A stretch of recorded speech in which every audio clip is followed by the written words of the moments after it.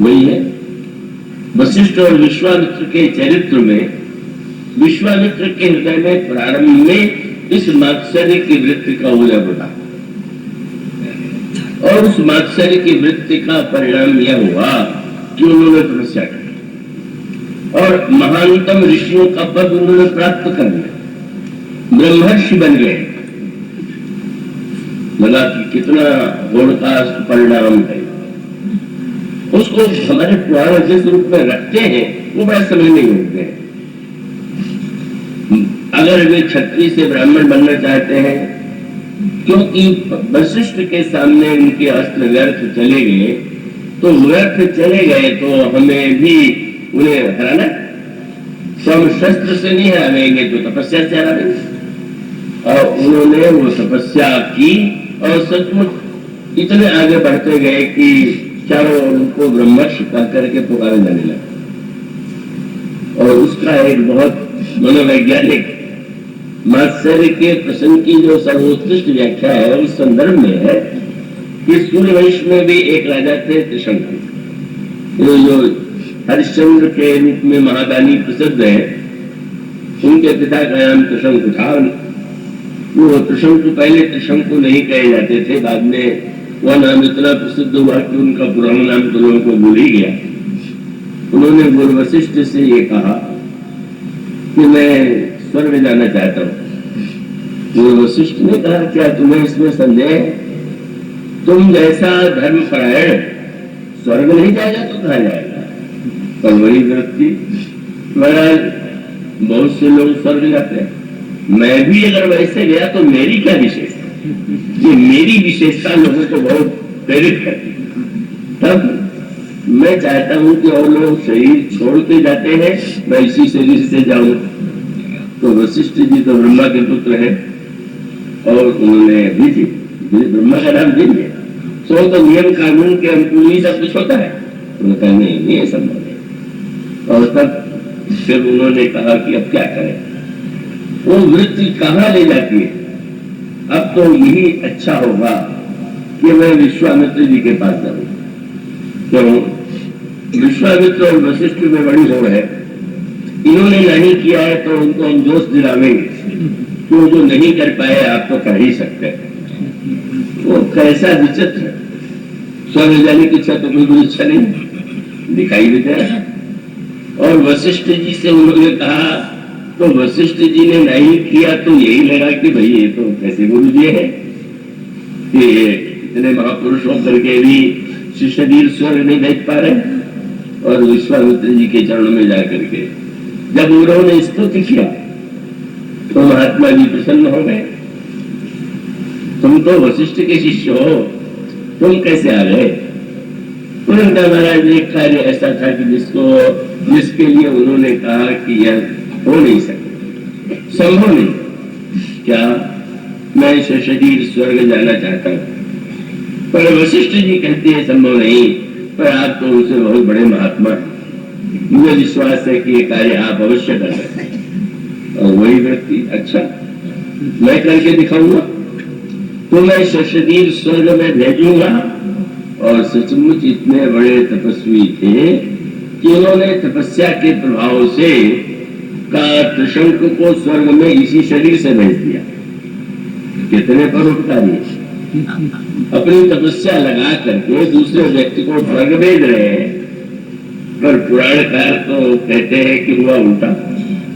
जब स्वर्ग के देवताओं ने देखा तो वहां भी तो होड़ कम नहीं, वहां लगा कि ये कौन घुसा चला रहा, हम लोग शरीर छोड़ करके आए, ये शरीर वाला कौन है? उन्होंने वहां से ढकेल दिया और ढकेल दिया तो बेचारा सिर के द्वारा सिर के ऊपर उठा था और जब गिरा तो पैर ऊपर सिर नीचे। जब पद ऊपर हो जाए वो विवेक नीचे हो जाए, ये ठीक है। पद चढ़ रहे हैं, सिर विवेक और उसका अभिप्राय पद पर विवेक की श्रेष्ठता है। पर जीवन में अगर विवेक जो है व्यक्ति शून्य होकर के पदनिष्ठ हो जाए तो व्यक्ति का पतन होता है। और उस पतन में पुकार करके शंकर ने कहा कि महाराज आपने तो स्वर्ग भेजा, यहाँ तो मैं गिर रहा हूं। और उन्होंने यही कहा, तुम्हें हो जाओ, तुम्हारे लिए मैं स्वर्ग का नया स्वर्ग बनाऊंगा। और स्वर्ग के देवता तुम्हें नहीं घुसने देते, इंद्र नहीं घुसने देता, तो नया इंद्र बनाऊंगा, नया स्वर्ग बनाऊंगा। और वो बीच में लटक गया, तो शब्द प्रचलित हो गया है त्रिशंक। मनोव्यंग क्या है? इतने बड़े तपस्वी थे कि नया स्वर्ग बनाना उन्होंने प्रारंभ कर दिया, और नया स्वर्ग बना सकते थे। बड़े परोपकारी महात्मा, बड़े त्यागी हैं, अपनी तपस्या से दूसरे को स्वर्ग भेज रहे हैं। अगर इस स्वर्ग में नहीं तो नया स्वर्ग बना रहे हैं, उनसे ऊंचा महात्मा कौन होगा? लेकिन पुराण कहते हैं कि यह सत्य नहीं। सत्य क्यों नहीं था? आप सूक्ष्म मनोवैज्ञानिक दृष्टि से विचार कीजिए। विश्वामित्र जी त्रिशंक को ऊपर उठाने के लिए बेचैन नहीं थे, वशिष्ठ को नीचा दिखाने के लिए बेचैन थे। कैसा अनोखा अंतर है। उनके मन में त्रिशंक के कोई प्रति आकर्षण नहीं, हम वशिष्ठ को कैसे नीचा दिखाएं? देह भेज रहे हैं ऊपर पर नीचा दिखाने के लिए। और जब वो नए स्वर्ग का निर्माण करने गए तो देवता घबरा गए, तो उन्होंने सोचा क्या करें। तो कई लोग प्रशंसा सुन के बड़े जल्दी संतुष्ट हो जाते हैं। बड़ी स्तुति किया, महाराज आपसे बढ़ के तो कोई महात्मा नहीं है, आप तो नया स्वर्ग बना ही सकते हैं, पर लोक कल्याण के लिए आपको ये नहीं करना चाहिए। अरे एक व्यक्ति बीच में लटका गया तो क्या हुआ, आपकी महिमा तो सिद्ध ही हो गई। उन्होंने छुट्टी पा लिया, अच्छा लटका रहने दो। और वो बेचारा सिर के बल लटका हुआ, और उससे आगे की कथा बहुत बढ़िया।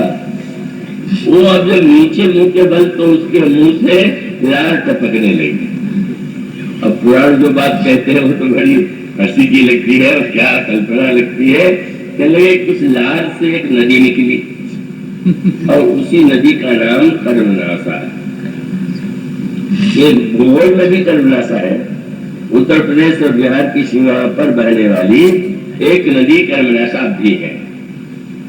और उस कर्मनाशा के विषय में शास्त्रों ने कहा कि कर्मनाशा नदी का जल अगर कोई ग्रहण कर ले, पी ले, स्नान कर ले, छू ले, तो उसके सारे पुण्य नष्ट हो जाएंगे। अच्छा लगता है? नदी कोई ऐसी है कि जिसके जल में नहा ले तो सारा पुण्य नष्ट हो जाएगा। इस कथा के तत्व पर विचार कीजिए। कर्म की नदी दो है, कर्मनाशा, और कर्म की दूसरी नदी कौन है? कर्म कथा रविनंदिनी वाणी। यमुना जो है वो कर्म की नदी, कर्मनाशा कर्मनाश की नदी। यमुना में स्नान करने से पाप नष्ट होता है, और कर्मनाशा में स्नान करने से पुण्य नष्ट होता है। कितनी गहरी बात कही गई। कर्मनाशा अपवित्र क्यों है और यमुना पवित्र क्यों है?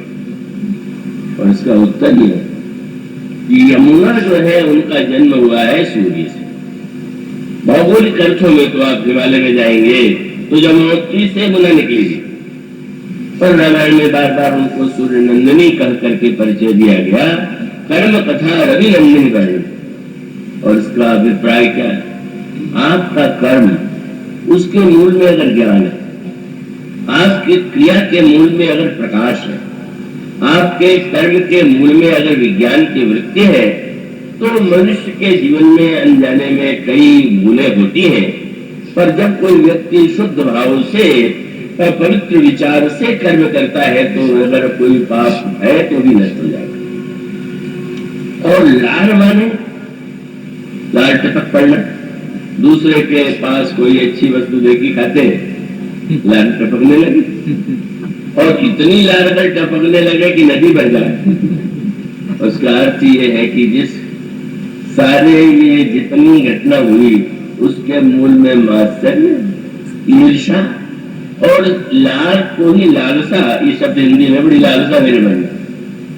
अगर आपके कर्म के मूल में केवल ईर्षा है, मात्सर्य है, आपके कर्म में अगर केवल इस प्रकार की वृत्ति है, तो आपने चाहे जितने सत्कर्म किए हो वो नष्ट हो जाता है।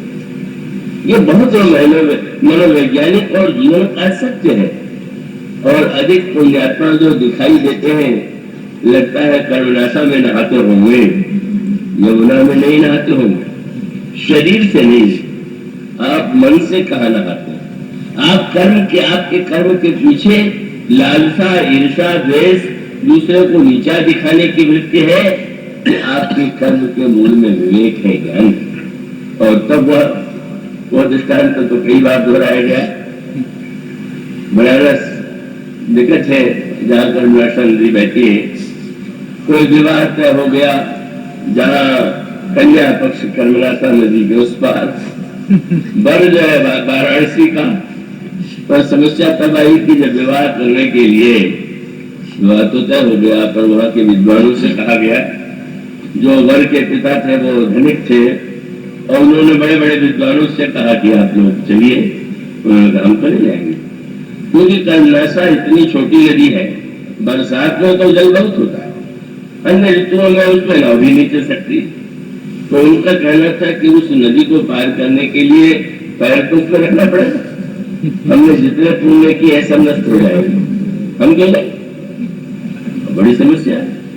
तो उस गांव के उधर गांव के लोगों ने एक उपाय निकाला। वहां के जो स्वस्थ व्यक्ति थे उन्होंने कहा कि आप लोगों का पुण्य नष्ट नहीं होगा, हम लोग अपने कंधे पर आपको बैठाएंगे, कर्मनाशा से पार ले जाएंगे, आप लोग विवाह करा दीजिए। प्रसन्न हो गए। और सचमुच वहां के कई व्यक्ति, वहां के जो कई विद्वान थे, उनको कंधे पर बैठा करके चले। तो विडम्बना भी दिखी, एक का पैर फिसल गया और जो सबसे बड़े पंडित थे उनको ये नहीं। अब कोई डूबने वाली नदी तो नहीं थी, लेकिन इतने क्रोध में उसको शाप देने लगे, तेरा सर्वनाश हो जाए, मेरे जीवन का सारा पुण्य तूने नष्ट कर दिया। जरा सोचिए, पंडित जी का शरीर कर्मनाशा में बाद में गिरा, पर मन तो पहले से ही कर्मनाशा में गिर गया। माने दूसरा नरक में जाए तो जाए, हमारा संग बचा रहे, यही तो हुआ। तुम चलो ठीक है, तुम नदी में लेके चलोगे तो तुम्हारा स्पर्श होगा, तुम्हारा पुण्य नष्ट होगा। मानो सारे समाज में जिस धर्म को इतना ढिढोरा पीटा जा रहा है, बड़ा सत्य सत्य है, इसके मूल में यह मात्सर्य की वृत्ति है। ऐसे दिन मुझसे कहा कि यहाँ तो गोल्ड मेडल छीन लिया जाता है, पर यहाँ तो लोगों को गोल्ड मेडल पर मेडल मिलते चले आ रहे हैं। दौड़ में लोग बड़े बड़े कार्य कर रहे हैं और चारों प्रशंसा मिल रही है।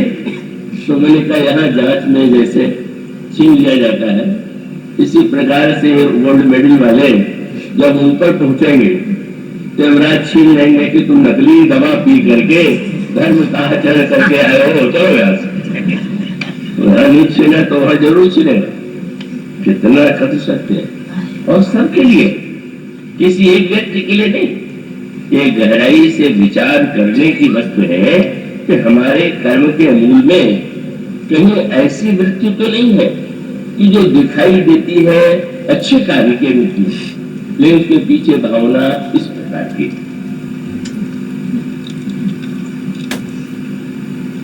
और तब मानो विश्वामित्र जी का जो स्वरूप आप रामचरितमानस में पाते हैं, उसकी क्या विशेषता है? वो तो महामुनि थे, मंत्र दृष्टा ऋषि थे, और उन्होंने एक से एक बढ़कर के महानतम कार्य किए थे। लेकिन मानो जिस वृत्ति को कहे एक संकेत, भगवान श्री राम के अवतार की विशेषता क्या है कि गुरु बन करके महापुरुष के रूप में दूसरों का कल्याण करने वाले तो महापुरुष आते हैं, संत आते हैं, आचार्य होते हैं, पर प्रभु शिष्य बनते हैं और उनके शिष्यत्व से गुरु का कल्याण होता है। यह हमारे प्रभु के चरित्र और शील की विलक्षणता है। विश्वामित्र के जीवन में जो सच्चा परिवर्तन उत्पन्न हुआ वो वस्तुतः तब होता है कि जब विश्वामित्र के जीवन में वह वृत्ति, ईर्षा और मात्सर्य की वृत्ति मिट गई। और तब मिट गई कि विश्वामित्र यज्ञ करते हैं। विश्वामित्र महामुनि ज्ञानी, बसहि विपिन शुभ आश्रम जानी, तह जप जोग यज्ञ मुनि करही, अति मारीच सुबाहु डरही, देखत यज्ञ निशाचर धावही, करहि उपद्रव मुनि दुख पावही। विश्वामित्र उस यज्ञ को पूरी तरह से बचा नहीं पा रहे, समय भाव से उसकी विस्तार से व्याख्या नहीं कर सकते। और उसका अभिप्राय यह है कि श्रेष्ठ से श्रेष्ठ व्यक्ति भी, जिस यज्ञ की व्याख्या परसों बेटी मंदाकिनी ने की थी, उस यज्ञ के लिए विश्वामित्र को लगा कि मैं नहीं कर पाऊंगा, और तब उन्हें लगता है कि नहीं, यह कार्य तो जो दोष है, ये मात्सर्य, ईर्षा और उसके मूल में जो अहंकार है, क्या भाषण देने से नष्ट हो जाता है क्या? केवल जान लेते हैं, और जान लेना भी अच्छा है।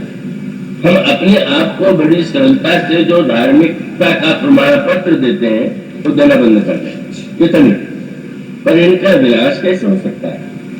और उसका सूत्र ये अनोखी हमारी पौराणिक पद्धति है कि यमुना भी जा करके गंगा में मिलती है तीर्थयात्रा में, पर गंगा जब आगे बढ़ती है तो जो छोटी कर्मनाशा नदी है वो भी जाकर के गंगा जी में मिलती है।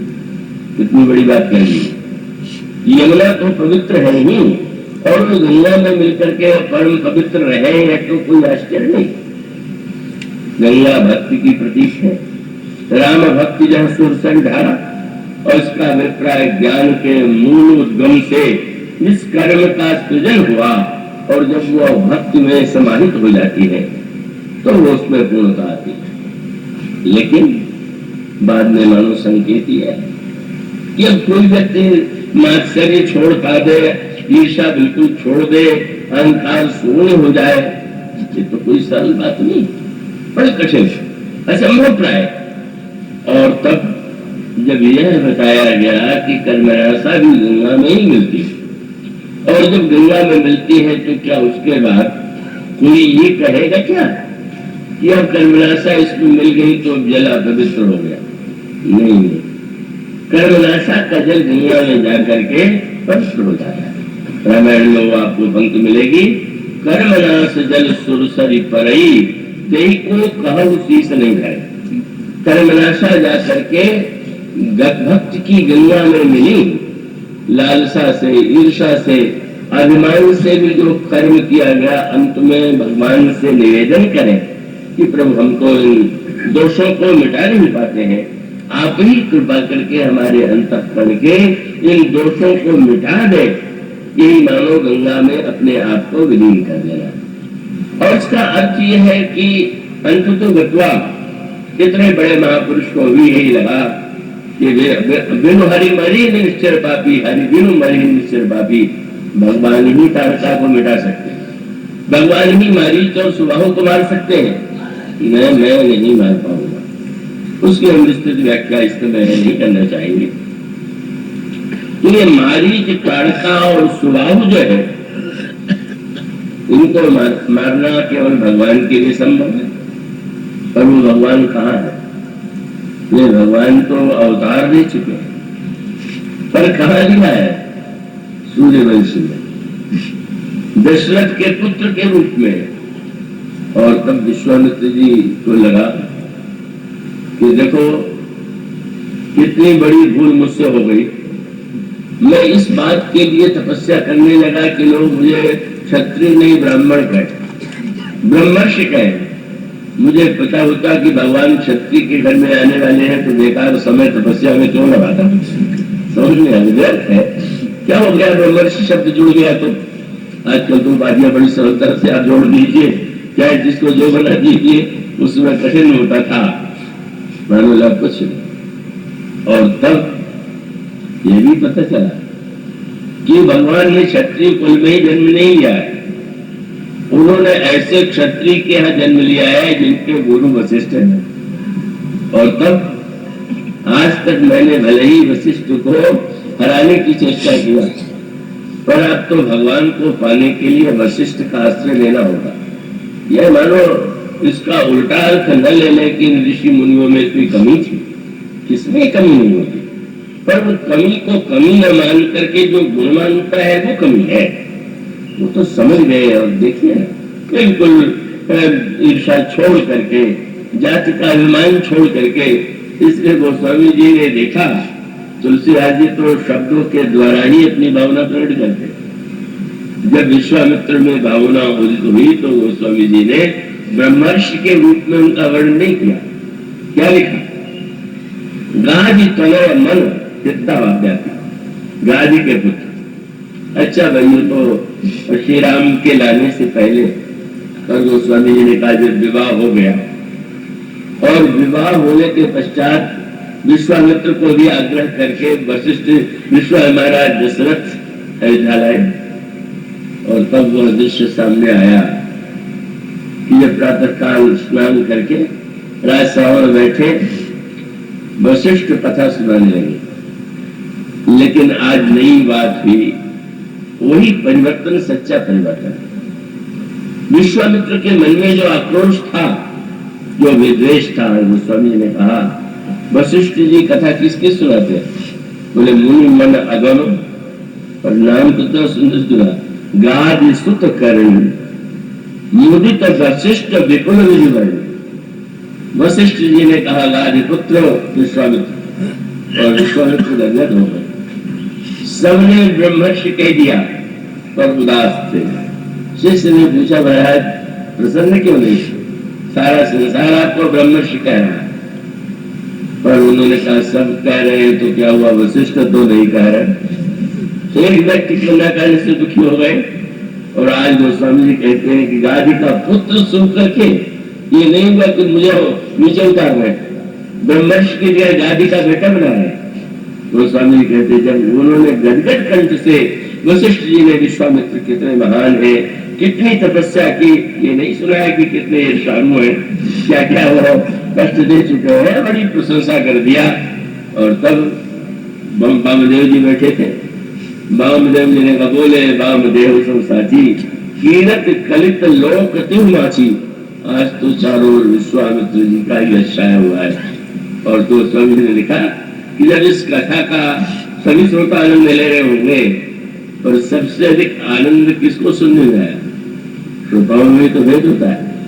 तो स्वामी ने कहा राम लखन उर अधिक उत्साह, जितनी प्रसन्नता श्री राम और लक्ष्मण को हुई उतनी किसी और को नहीं। वशिष्ठ जी के द्वारा सुन करके मन में कहाँ वह ईर्षा, कहाँ मात्सर्य, कहाँ वृत्ति समाप्त हो गई। उन दोनों महापुरुषों का मिलन हुआ, और जब विश्वामित्र नित्य कहते हैं, अब जाना चाहते हैं और रोक लिए जाते हैं, अंत में एक दिन उनके आग्रह और आदेश को मानना पड़ा। तो गोस्वामी जी ने उनका ब्रह्मर्षि नाम नहीं दिया, ऋषि नाम नहीं दिया, महामुनि नहीं कहा। क्या? राम रूप भूपति भगत व्याह उछाह आनंद जात सराहत मन ही मन। और मुझे तो गादी कुल चंद्र, गादी कुल के जो चंद्रमा है, गादी के जो पुत्र है, वो प्रसन्न मन से लौटे। मानो उसका सूत्र वही। और इस सूत्र को जो आप इस दृष्टि से जोड़ करके देखें, आगे राम माने अगर ये आगे बढ़ने की होड़ रहे और रहती ही है तो टकराहट होगी, और उस टकराहट में होड़ ही नहीं होती। एक बार एक धाविका थी, दूसरी धाविका तेज दौड़ रही थी, तो धीरे से पैर छुला दिया, वो बस गिर पड़ी। ऐसे भी लोग होते हैं कि दौड़ने में सोचते अगर सफलता न मिले तो दूसरे को गिराने में तो सफलता मिले ही।